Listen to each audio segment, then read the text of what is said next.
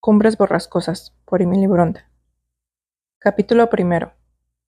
Regreso en este momento de visitar al dueño de mi casa. Sospecho que ese solitario vecino me dará más de un motivo de preocupación. La comarca en que he venido a residir es un verdadero paraíso, tal como un misántropo no hubiera logrado hallarlo igual en toda Inglaterra.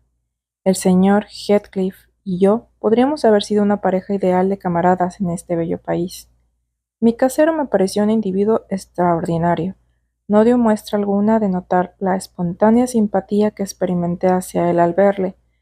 Antes bien, sus negros ojos se escondieron bajo sus párpados y sus dedos se hundieron más profundamente en los bolsillos de su chaleco al anunciarle yo mi nombre. ¿El señor Heathcliff? Había preguntado. Se limitó a inclinar la cabeza afirmativamente. Soy Lockwood, su nuevo inquilino. Me he apresurado a tener el gusto de visitarle para decirle que confío en que mi insistencia en alquilar la granja de los tordos no le habrá molestado. La granja de los tordos es mía, contestó, separándose un poco de mí, y ya comprenderá que a nadie le hubiera permitido que me molestase cerca de ella si yo creyese que me incomodaba. Pase usted. Masculló aquel pase usted entre dientes, y más bien como si quisiera darme a entender que me fuese al diablo. Ni siquiera tocó la puerta para corroborar sus palabras, pero ello mismo me inclinó a aceptar la invitación, porque parecía interesante aquel hombre, más reservado al parecer que yo mismo. Al ver que mi caballo empujaba la barrera de la valla, sacó la mano del chaleco, quitó la cadena de la puerta y me precedió de mala gana. Cuando llegamos al patio gritó: «José, llévate el caballo del señor Lockwood y tráenos de beber». La doble orden dada a un mismo criado me hizo pensar que toda la servidumbre se reducía a él, lo que explicaba que entre las losas del suelo creciera la hierba y que los setos mostrasen señales de no ser cortados, sino por el ganado que mordisqueaba sus hojas. José era un hombre maduro, o mejor dicho, un viejo, pero a pesar de su avanzada edad, se conservaba sano y fuerte.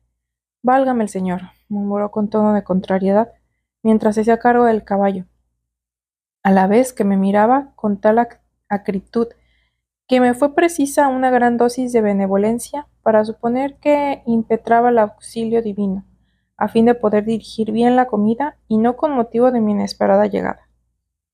La casa en que habitaba el señor Heathcliff se llamaba Cumbres Borrascosas, en el dialecto de la región, y por cierto que tal nombre expresaba muy bien los rigores atmosféricos a que la propiedad se veía sometida cuando la tempestad soplaba sobre ella. Sin duda se disfrutaba allí de buena ventilación.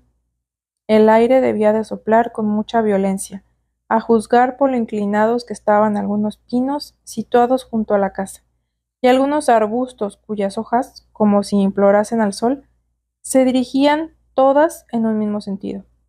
Pero el edificio era de sólida construcción, con gruesos muros, según podía apreciarse por lo profundo de las ventanas, y con recios guardacantones protegiendo sus ángulos. Me detuve un momento en la puerta para contemplar las carátulas que ornaban la fachada. En la entrada principal leí una inscripción que decía: Areton Earnshaw. Aves de presa de forma extravagantes y figuras representando muchachitos en posturas lascivas rodeaban la inscripción. Me hubiese complacido hacer algunos comentarios respecto a aquello y hasta pedir una breve historia del lugar a su rudo propietario, pero él permanecía ante la puerta de un modo que me indicaba su deseo de que yo entrase de una vez o me fuese, y no quise aumentar su impaciencia parándome a examinar los detalles del acceso al edificio. Un pasillo nos condujo directamente a un salón, que en la región llaman la casa por antonomasia, y que no está precedido de vestíbulo ni antecámaras. Generalmente, esta pieza comprende, a la vez, comedor y cocina, pero en Cumbres Borrascosas la cocina no estaba allí. Al menos no percibí indicio alguno de que en el inmenso lugar se cocina nada, pese a que en las profundidades de la casa me parecía sentir ruido de utensilios culinarios. En las paredes no había cacerolas ni cacharros de cocina. En cambio, se veía en un rincón de la estancia un aparador de roble cubierto de platos apilados hasta el techo, y entre los que se veían jarrones y tazones de plata. Había sobre él tortas de avena, piernas de buey y carneros curados y jamones, Pendían sobre la chimenea varias viejas escopetas con los cañones enmojecidos y un par de pistolas de arzón. En la repisa de la chimenea había 3 tarros pintados de vivos colores. El pavimento era de piedras lisas y blancas. Las sillas, antiguas, de alto respaldo, estaban pintadas de verde. Bajo el aparador vi a una perra rodeada de sus cachorros, y distinguí otros perros por los rincones. Todo ello hubiera parecido natural en la casa de uno de los campesinos del país, musculosos, de obtusa apariencia y vestidos con calzón corto y polainas. Salas así, y en ellas labriegos de tal contextura sentados a la mesa ante un jarro de espumosa cerveza, podéis ver en la comarca cuanto queréis. Mas el señor Heathcliff contrastaba con el ambiente de un modo chocante. Era moreno, y por el color de su tez parecía un gitano, si bien en sus ropas, en sus modales, parecía un caballero. Aunque ataviado con algún descuido, y pese a su ruda apariencia, su figura era erguida y arrogante. Yo pensaba que muchos le calificarían de soberbio y hasta de grosero, pero sentía en el fondo que no debía de haber nada de ello. Me parecía, instintivamente, que su reserva debía proceder de que era enemigo de dejar traslucir sus emociones. Debía de odiar y amar disimulándolo, y seguramente hubiese considerado como un impertinente a quien le amase o le odiase a su vez. Probablemente yo me precipitaba demasiado al suponer en mi huésped la manera de ser que me es peculiar a mí mismo. Quizá el señor Heathcliff rehusaba su mano al amigo que le deparaba la ocasión por motivos muy diferentes a los míos. Quizá mi carácter fuera único. Mi madre solía decirme que yo nunca sabría crearme un agradable hogar. Y el verano pasado obré de un modo que acreditaba que la autora de mis días tenía razón. Con ocasión de estar pasando un mes a la orilla del mar, conocí a una verdadera beldad. Me pareció hechicera. No le dije jamás de palabra que la quería, pero sí es verdad que los ojos hablan. Por la expresión de los míos hubiera podido deducirse que yo estaba loco por ella. Cuando al fin lo notó, me dirigió la mirada más dulce que hubiera podido esperarse. ¿Qué hice yo entonces? Con vergüenza declaro que retrocedí, que me reconcentré en mí mismo como un caracol en su concha, que a cada mirada de la joven me alejaba más, hasta que ella, sin duda confusa ante tales demostraciones y pensando haberse equivocado respecto a mis sentimientos, persuadió a su madre de que se debían marchar. Esos cambios bruscos me han granjeado fama de cruel. Solo yo sé lo erróneo que es semejante juicio. Mi casero y yo nos sentamos frente a frente junto a la chimenea. Ambos callábamos. La perra había abandonado a sus crías y se arrastraba entre mis piernas frunciendo el hocico y enseñando sus blancos dientes. Traté de acariciarla y emitió un largo gruñido gutural. Es mejor que deje usted a la perra, gruñó el señor Heathcliff, haciendo dúo al animal, a la vez que reprimía sus demostraciones feroces con un puntapié. No está acostumbrada a caricias ni la tenemos para eso.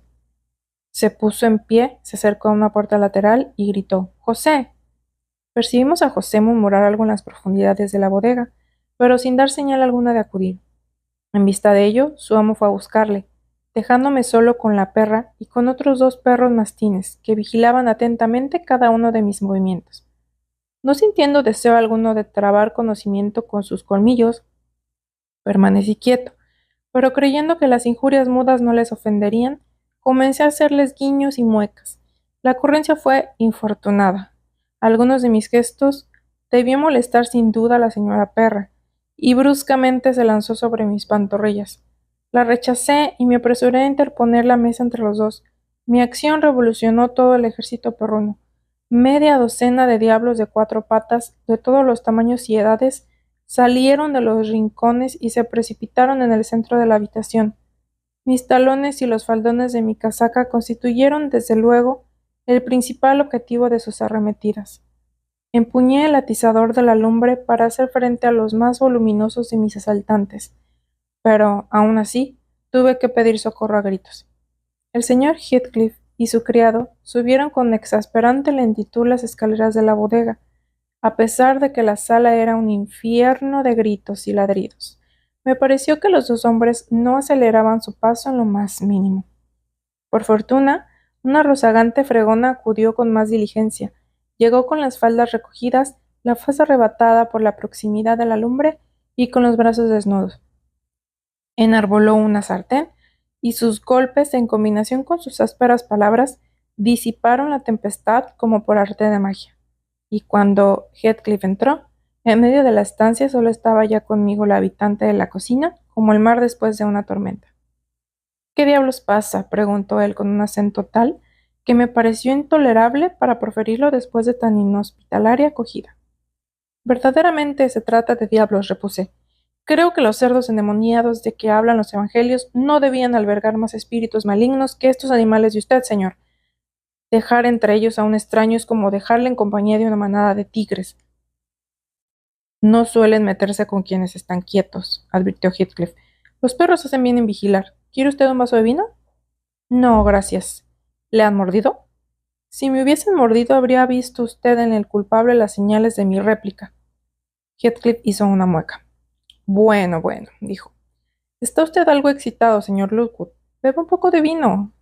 Se reciben tan pocos invitados en esta casa que, lo confieso, ni mis perros ni yo sabemos cómo recibirles. A su salud. Correspondí al brindis y me tranquilicé, considerando que resultaría estúpido enfurecerme por la agresión de unos perros cerriles. Por lo demás, se me antojaba que aquel sujeto empezaba a burlarse de mí, y no me pareció bien concederle otro motivo de mofa.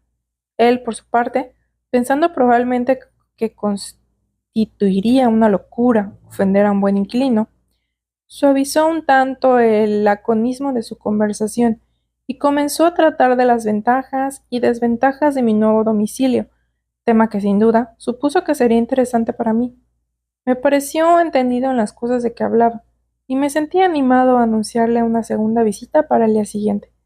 Era evidente, no obstante, que él no tenía en ello interés alguno. Sin embargo, pienso volver.